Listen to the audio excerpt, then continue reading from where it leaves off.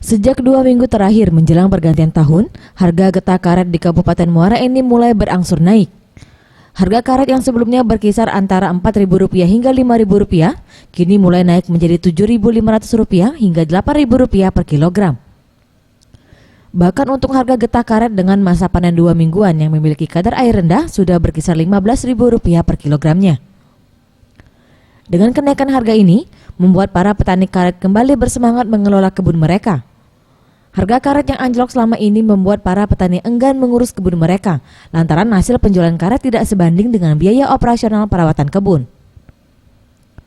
Saat harga karet anjlok selama beberapa bulan terakhir, sebagian besar petani karet terpaksa mencari pekerjaan sampingan untuk memenuhi kebutuhan hidup mereka.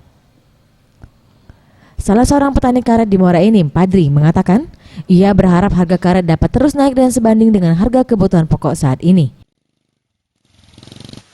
7.500 di ini ya, pas Bapak nyual ya? ya, Nyual kemana Pak?